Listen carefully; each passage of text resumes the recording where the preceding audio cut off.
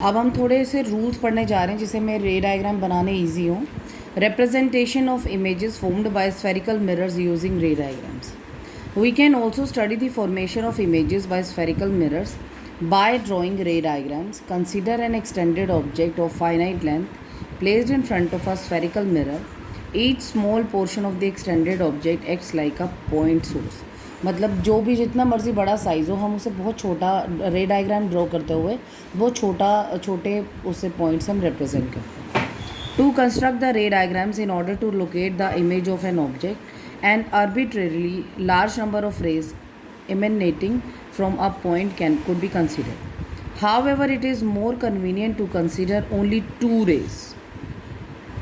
तो कई बार पेपर में आपको ये क्वेश्चन पूछ लिया जाता है कि मिनिमम नंबर ऑफ रेज आप कितनी लोगे वाइल रिफ्लेक्शन या आपको किसी ऑब्जेक्ट की आपको किसी की इमेज की साइज़ बतानी है या आपको बताना है कि उसकी फॉर्मेशन कहाँ हुई होगी, तो उसके लिए मिनिमम आपको कितनी रेज़ की ज़रूरत होती है? 2 rays. These rays are so chosen that it is easy to know their directions after reflection from the mirror. ठीक है. The intersection of at least 2 reflected rays give the position of the image of the point object. Any two of the following rays can be considered as for locating the image. अब मैं आपको कुछ rules बता रही हूँ, वो आपको follow करने हैं जब आप ड्रॉ करोगे रे डायग्राम्स. अगर आपको वो रूल्स क्लियर हो गए तो आप इजीली रे डायग्राम्स को ड्रॉ कर पाओगे. ठीक है. देखो बेटा, फर्स्ट डायग्राम है आपका कनकेव मिरर के लिए. पहले हम कनकेव मिरर ही पढ़ेंगे.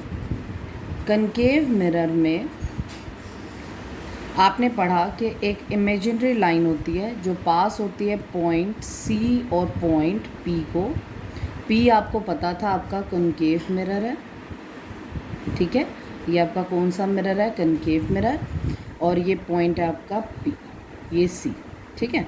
अब इसने आपको पहला फर्स्ट रूल आपका क्या कहता है? जो रे ऑफ लाइट इस प्रिंसिपल एक्सिस के पैरेलल आएगी वो रिफ्लेक्शन के बाद यानी मिरर से टकराने के बाद, ये आपको पता है ना इन दोनों के बीच में एक पॉइंट होता था एफ, वो रिफ्लेक्शन के बाद कहाँ से पास हो जाएगी? फोकस. क्लियर. ये पहला रूल आपको अच्छे से याद रखना है कि जो ray of light principal axis के पैरेलल होगी वो रिफ्लेक्शन के बाद कहाँ से पास होगी? फोकस. रूल नंबर 2 जो इसका जस्ट ऑपोजिट है, ये कौन सा मिरर है आपका? Concave mirror. ये हो गया आपका कनकेव मिरर. ये हो गई आपकी प्रिंसिपल एक्सिस. ये पॉइंट है P, ये पॉइंट है आपका F और ये पॉइंट है C. अब देखो बेटा, फर्स्ट में जब रे ऑफ लाइट पैरेलल थी तो वो फोकस से गुजर गई. अगर कोई रे ऑफ लाइट फोकस से गुजरेगी तो वो रिफ्लेक्शन के बाद पैरेलल हो जाएगी. क्लियर. ये आपका सेकेंड रूल कि जो रे ऑफ लाइट आपकी फोकस से गुजरेगी वो पैरेलल हो जाएगी. क्लियर. समझ में आ गया? यहाँ तक क्लियर हो गया आपको? मतलब ये उसका जस्ट ऑपोजिट है. रूल नंबर 3, अगर कोई देखो ये आपका कौन सा मिरर है? Concave mirror.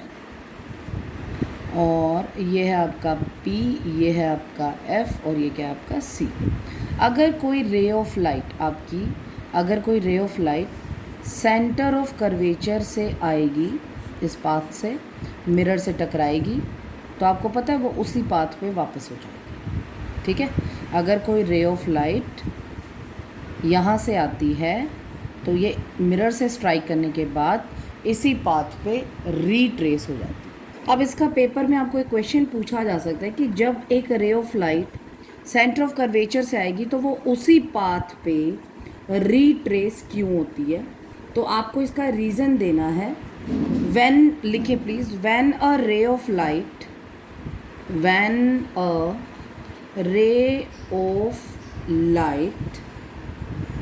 passes through centre of curvature, मैं इसको C लिख रही हूँ, आप इसको अच्छे से लिख लेना. passes through centre of curvature and falls on the mirror then angle I is equal to 0. तो एंगल I क्या होता है? 0. ठीक है. अब एंगल आई अगर ज़ीरो होता है और आपको सेकेंड रूल पता है कि angle I is equal to angle R है, तो ये दोनों की वैल्यूज़ क्या हो गई, ज़ीरो। ठीक है ना। तो इस वजह से ये अपने ही पाथ पे रीट्रेस हो जाती है। ठीक है, अपने ही पाथ पे क्या हो जाती है, रीट्रेस हो जाती है। तो ये बड़ा इंपॉर्टेंट बात है। ये अगर पूछे कि बताइए अगर सेंटर ऑफ कर्वेचर पे आई तो उसी पाथ पे रीट्रेस क्यों हो गई, तो when a ray of light passes through C and falls on the mirror, then angle I is equal to 0, and as angle I is equal to angle R is equal to 0, so it retraces to its path। तो ये अपने path पर ही वापस हो जाती है। Clear हो गया आपको। नेक्स्ट है बेटे ये है आपका फोर्थ रूल कनकेव मिरर का। इसमें ये है आपका प्रिंसिपल एक्सिस, ये पॉइंट है P, ये पॉइंट है F और ये पॉइंट है C। अगर कोई रे ऑफ लाइट ऑब्लिकली इंसिडेंट करेगी तो वो ऑब्लिकली रिफ्लेक्ट होगी। मतलब जो एंगल, मेरी थोड़ी सी फिगर सही नहीं बनी, मतलब जो एंगल इसका इन दोनों के बीच होगा वही एंगल इन दोनों के बीच होगा। क्लियर। तो इसे बोलते हैं जब कोई रे ऑफ लाइट ऑब्लिकली इंसिडेंट करेगी तो उसी एंगल से रिफ्लेक्ट भी करेगी। ये बात क्लियर होगी। तो ये 4 रूल्स हैं बेटे जो आपको ध्यान रखने हैं कनकेव मिरर की इमेजेस को ड्रॉ करते हुए। क्लियर। अब before starting this topic further हम एक डिफरेंस कर लेते हैं बेटे रियल इमेज और वर्चुअल इमेज, रियल इमेज और वर्चुअल इमेज। सबसे पहले तो आपको यही पता होना चाहिए कि जो रियल इमेज है और वर्चुअल इमेज है ये है क्या। रियल इमेज वो होती है बेटे जो इमेज स्क्रीन पे ऑब्टेन होती है, और वर्चुअल इमेज वो होती है जो स्क्रीन पे ऑब्टेन नहीं होती। तो आप क्या लिखोगे, दिस इमेज, ये आपने मेरे साथ साथ नोट करने हैं, this image can be obtained on a screen और this image can not be obtained on a screen. Clear. Real image जो होती है ना बेटे, इट इज़ ऑलवेज इन्वर्टेड, उल्टी होगी है, इट इज़ ऑलवेज इन्वर्टेड। और जो वर्चुअल इमेज है बेटे, इट इज़ ऑलवेज इरेक्ट, मतलब ये हमेशा सीधी होगी। जैसे हम मिरर में अपने आप को देखते हैं तो हम बिल्कुल सीधे दिखाई देते हैं, तो वो इमेज जो होती है वो कैसी होती है, वर्चुअल। ठीक है। अब थर्ड हमारा पॉइंट है बेटे, रियल इमेज जो बनेगी it is always formed in front of a mirror. ठीक है, it is always formed in front of the mirror. और आपने 4 ही डिफरेंसेस करने हैं इसमें, और ये जो होगी it is formed behind the mirror. Clear, समझ में आ गया थर्ड पॉइंट। अब फोर्थ पॉइंट क्या होगा, इसमें जो रेज होती हैं वो एक्चुअली में मीट करती हैं at a point after reflection, और इसमें मीट नहीं करती। तो आप क्या लिखोगे इसमें, when rays of light after reflection, when rays of light after reflection meet at a point, real image is formed। ठीक है, रियल इमेज इज फॉर्म्ड। और इसमें आप क्या लिखेंगे, when rays of light after reflection do not meet at a point, do not meet at a point but appears to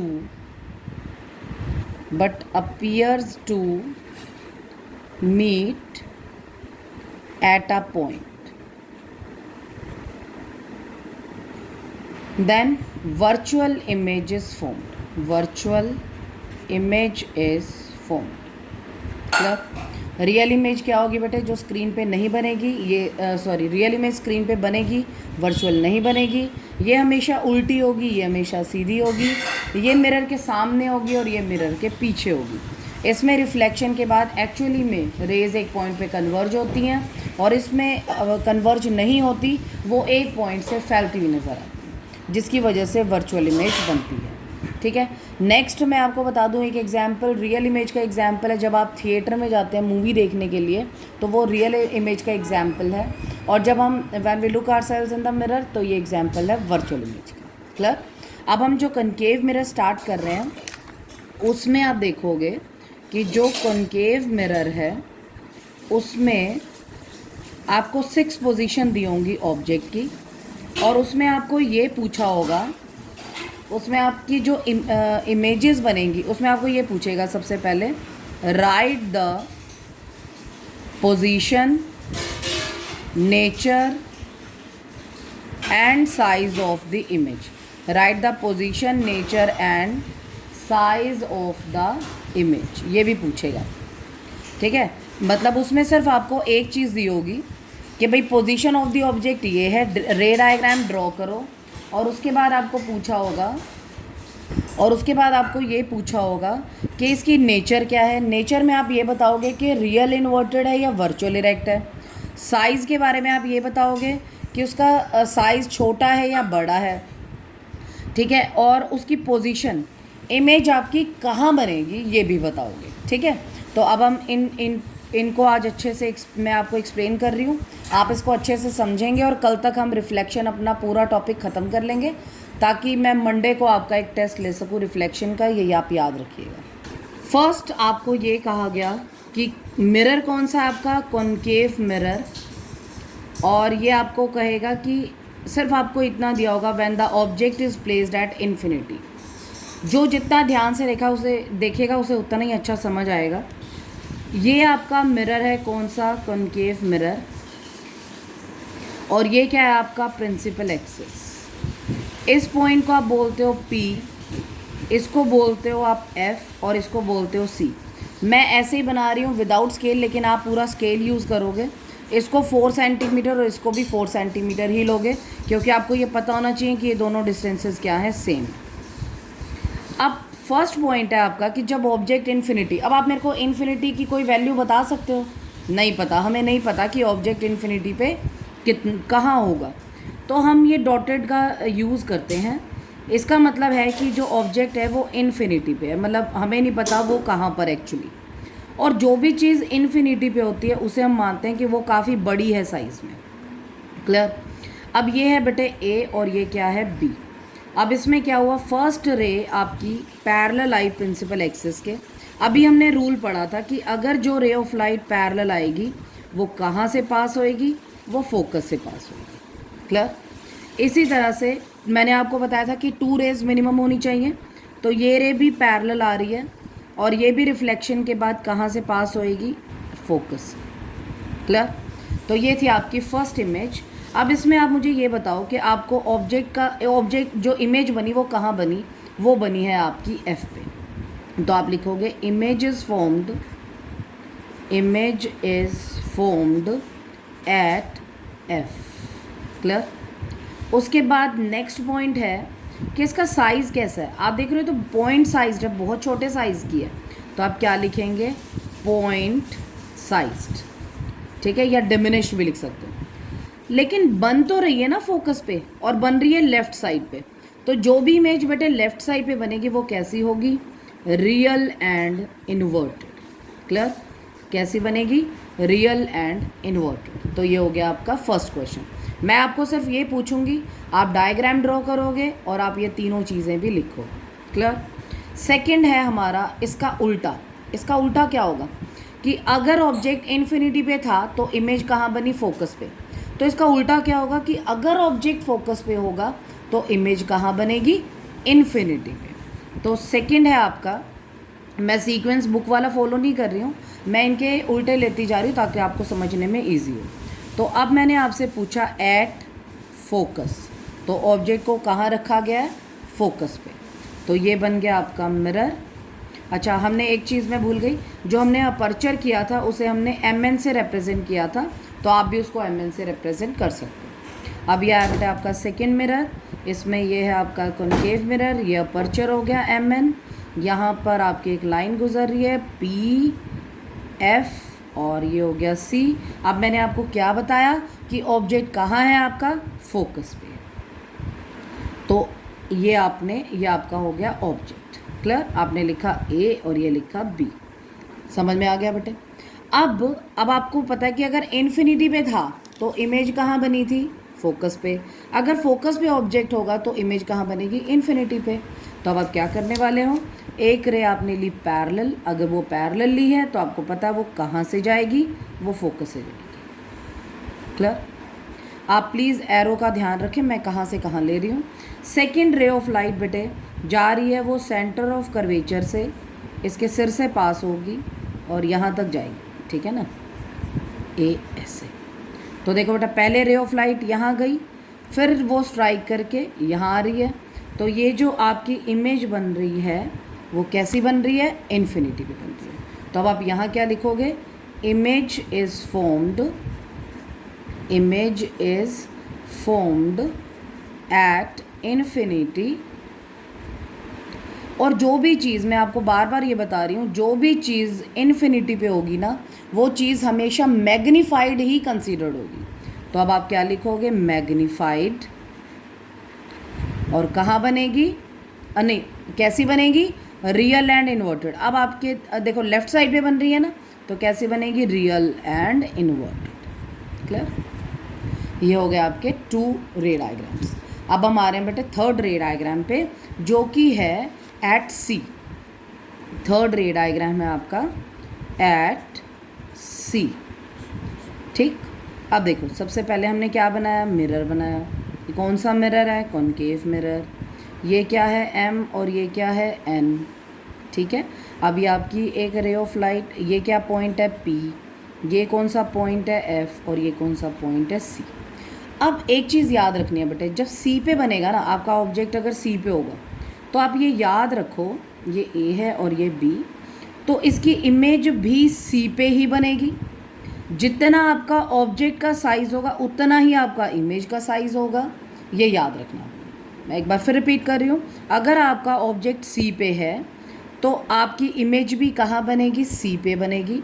जितना आपका object का साइज़ होगा उतना ही साइज़ आपकी इमेज का होगा। क्लियर? अब देखो बेटा, पहली जो फर्स्ट रे ऑफ लाइट है वो आ रही है पैरेलल।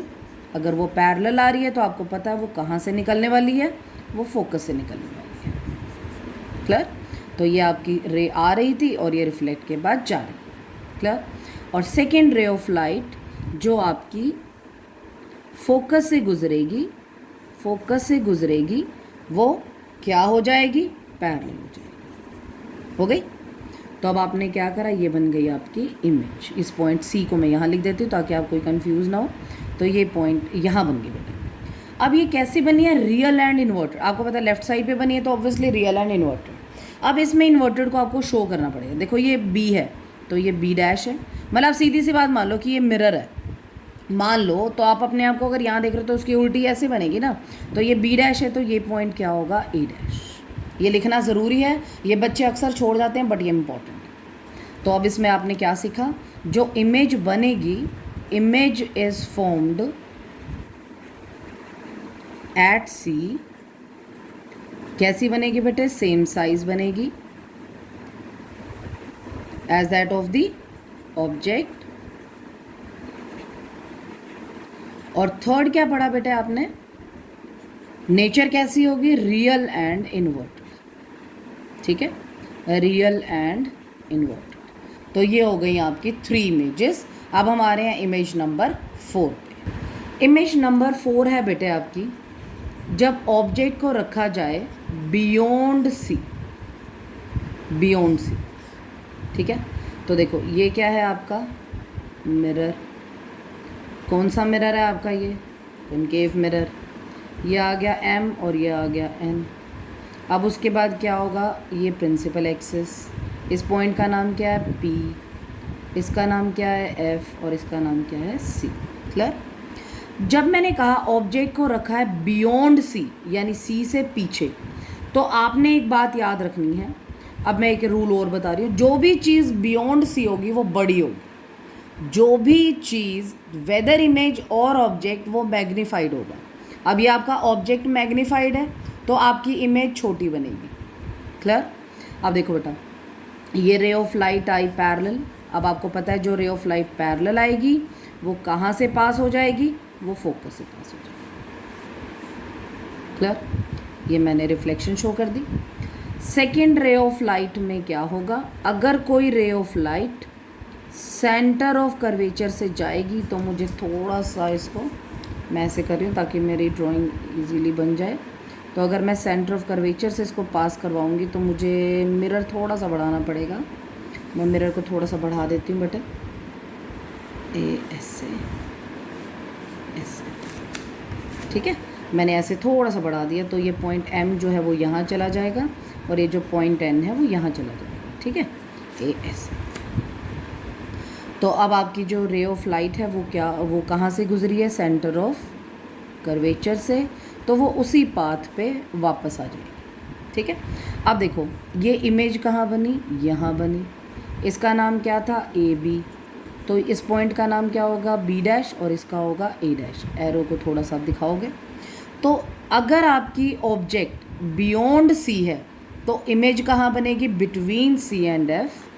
तो कहाँ बनेगी, image is formed between C and F। ये कोई ज़रूरी नहीं कि एग्जैक्ट बीच में होगा, थोड़ा सा इधर उधर डिस्प्लेस हो सकता है। फिर सेकंड, इसका नेचर आपको पता ही है कैसा होगा, रियल एंड इन्वर्टेड। और जो भी चीज़ बिटवीन होगी C and F, whether image और ऑब्जेक्ट, वो स्मॉलर होगी, तो स्मॉलर देन ऑब्जेक्ट, ठीक है। Size is smaller than, size of image is smaller than the object. तो ये हो गए बेटे आपके 4 डायग्राम्स जो कि हमने अच्छे से समझ लिए। अब बारी आती है बेटे बियॉन्ड C है ना, अब हम इसका रेसिप्रोकल कर रहे हैं। वो क्या है, ये बियॉन्ड C है, इसका उल्टा क्या होगा, बिटवीन C एंड F। अगर ऑब्जेक्ट बिटवीन है तो आपको पता है उसकी इमेज कहाँ बनेगी, बियॉन्ड C, क्लियर। तो अब हम बनाते हैं next, when the object is placed between C and F। तो ये बन गया बेटे आपका मिरर, और ये हो गया आपका प्रिंसिपल एक्सिस PFC। ऑब्जेक्ट रखा गया इसके बीच में, इसको हम थोड़ा सा एक्सटेंड कर देते हैं। ऑब्जेक्ट रखा आपने किसके बीच में, C एंड F के बीच में। रे पहली आई आपकी पैरेलल, अब आपको पता है पैरेलल है तो कहाँ से पास होएगी, फोकस से, हो गई। सेकेंड रे ऑफ लाइट आपकी सेंटर ऑफ कर्वेचर से जाए, देखो इसका नाम मैं लिखना भूल गई, MN। अब आपकी जो सेकेंड रे ऑफ लाइट अगर सेंटर ऑफ कर्वेचर से जाएगी तो वो उसी पाथ पर वापस आ जाएगी। तो ये आपने मतलब मीट करेंगे ये पीछे की तरफ, मान लीजिए यहाँ मीट कर गए, तो मैं इसे आगे एक्सटेंड कर रही हूँ क्योंकि मैं फ्री हैंड बना रही हूँ, आप स्केल से बनाओगे। तो ये बन गई है बेटे आपकी इमेज। तो इसका नाम क्या है, B' A', और इसका नाम क्या है, AD, क्लियर। तो अब इसमें आपने क्या सीखा कि जो इमेज बनेगी वो कहाँ बनेगी, image is formed beyond C। और सेकंड आपने कैसा पढ़ा, real and inverted, real and inverted. और थर्ड आपने क्या पढ़ा, उसका साइज आपको पता लग रहा है, मैग्नीफाइड है, तो आप क्या लिखोगे, मैग्नीफाइड, क्लियर। अब हम आ गए हैं लास्ट इमेज पे। लास्ट इमेज को एक्सप्लेन करने से पहले मैं आपको पहले तो ये बता दूं कि इस इमेज, ये ऐसी इमेज है जिसमें वर्चुअल एंड इरेक्ट बनेगी आपकी इमेज, वर्चुअल एंड इरेक्ट। अब आप कहोगे अभी तो हमने सारी इमेजेस पढ़ी तो उसमें तो रियल एंड इन्वर्टेड था, तो इसमें अचानक से आपका वर्चुअल एंड इरेक्ट कैसे हो गया। अब सुनो ध्यान से, कनकेव मिरर में ये ऐसा केस है जो कि डेंटिस्ट होते हैं, वो अगर आपके टीथ की कोई टूथ डिके के टाइम पे अगर इमेज देखनी है टीथ की, तो वो जो मिरर यूज़ करते हैं बेटे, वो मिरर होता है आपका कनकेव मिरर, ठीक है। या शेविंग के लिए जो मिरर यूज़ होता है वो भी कैसा होता है आपका, कनकेव मिरर। शेविंग मिरर के लिए भी जो शेविंग मिरर होता है वो भी कैसा होता है, कनकेव मिरर। और डेंटिस्ट कौन सा मिरर यूज़ करते हैं, वो भी कॉनकेव मिरर। अब जब डेंटिस्ट आपके दांत को देखते हैं तो आपकी जो दांत की इमेज है वो उन्हें उल्टी नहीं दिखाई देती, वो सीधी दिखाई देती है। और जो शेविंग मिरर में अगर कोई अपने आप को देखता है तो वो भी सीधा ही दिखाई देता है, उल्टा नहीं दिखाई देता। तो इसका मतलब अगर हम सीधे दिखाई दे रहे हैं तो वो ऑब्वियसली वो इमेज ऐसी है जो रियल इन्वर्टेड तो नहीं है, वो वर्चुअल एंड डायरेक्ट है। और जो वो इमेज होती है, अगर डेंटिस्ट टीथ देख रहे हैं तो वो इमेज छोटे साइज़ की नहीं होती, वो बड़े साइज़ की होती है। Got it. तो अब वो इमेज बनाने के लिए अब हमें क्या करना है, सबसे पहले तो हमें ये समझ आ गया कि डेंटिस्ट जो मिरर यूज़ करेंगे या शेविंग मिरर जो आप यूज़ करते हो वो कौन सा होता है, वो होता है कॉनकेव मिरर। और उसमें इमेज हमें कैसी दिखाई देती है, सीधी दिखाई देती है, इसलिए जो इमेज बनेगी वो कैसी बनेगी, वर्चुअल एंड इरेक्ट। तो जो लास्ट है आपका उसमें ऑब्जेक्ट को रखा गया है क्योंकि आप बहुत क्लोज होते हो, आपकी जो ऑब्जेक्ट है वो मिरर के बहुत ही क्लोज होता है, ठीक है। तो ये जो डिस्टेंस है वो बिटवीन पी एंड एफ है। तो यहाँ पर आपका जो ऑब्जेक्ट है वो कहाँ रखा जाएगा, बिटवीन पी एंड एफ। ये फिर समझा रही हूँ मैं आपको कि जब डेंटिस्ट आपके टीथ को देखेगा तो आपको दूर नहीं बिठाएगा, वो बहुत क्लोज करने वाले हैं, ठीक है। और इसी तरह से शेविंग मिरर में जो बंदा है जो आपके शेविंग करेगा वो आपको दूर नहीं बिठाएगा, वो मिरर के पास ही बिठाएगा, तो वो बहुत कम डिस्टेंस होता है, राइट। अब आपकी पहली जो रूल इसमें आ रहा है वो एक तो आपने जो पढ़ा था, ऑब्लिकली इंसिडेंट जो करता है वो क्या करता है, obliquely reflect. First rule clear. अब क्योंकि मैंने आपको ये बताया कि जो ये इमेज है वो वर्चुअल एंड डायरेक्ट बनेगी, तो वो मिरर के सामने नहीं बनेगी बेटे, वो मिरर के पीछे बनेगी। और अगर वो मिरर के पीछे बनेगी तो देखो आप कैसे करोगे, आप इन रेज को इस तरह से एक्सटेंड करनी, मतलब ये इंडिकेट करता है वर्चुअल इमेज को। और सेकेंड रूल क्या कहता है बेटे, जो ray of light centre of curvature से पास होगी वो उसी पाथ पे रिट्रेस हो जाएगी, आपने पढ़ा था। तो एक्चुअली में ये पीछे क्या हो रही है, डाइवर्ज हो रही है, गॉट इट। मतलब डाइवर्ज का मतलब होता है एक पॉइंट से फैल जाना। तो ये बन गई आपकी इमेज, ये एक्चुअली में बनी नहीं है, ये हमें लग रहा है कि इमेज है बट ये एक्चुअल में नहीं है। ये सबसे इंपॉर्टेंट रे डायग्राम है, ये आपको जनरली पेपर में पूछ भी लिया जाता है, शेविंग मिरर का रे डायग्राम बनाओ, शेविंग मिरर में जैसी इमेज बनेगी वो रे डायग्राम बनाओ, डेंटिस्ट जिस मिरर से जैसी इमेज देखते हैं उसका रे डायग्राम बनाओ। तो ये बन गया आपका एम एन अपर्चर, तो ये हो गया आपका रे डायग्राम। अब इसमें आप क्या लिखने वाले हो कि जो इमेज बनी वो कहाँ बनी, behind the mirror, behind the mirror. Second कैसी बनी, virtual and erect, virtual and erect. और थर्ड कैसी बनती नज़र आ रही है आपको, ये बड़ी नज़र आ रही है यानी मैग्नीफाइड, क्लियर। तो ये हो गए आपके कनकेव मिरर की सारी इमेजेस, ये आपने बहुत अच्छे से प्रैक्टिस करनी है। कोई भी डाउट आने पर मेरे को आज इवनिंग में 7 o'clock तक आप मुझे इन्फॉर्म कर सकते हो कि आपको किस इमेज में स्पेसिफिकली डाउट आ रहा है, क्योंकि ये बेटे न्यूमेरिकल के पॉइंट ऑफ व्यू से भी इम्पॉर्टेंट है और एग्जामिनेशन पॉइंट ऑफ व्यू से तो है ही बहुत इम्पॉर्टेंट, ठीक है। So this is all for today. अच्छे से इसकी प्रैक्टिस करिए और कोई डाउट आने पे पूछिए।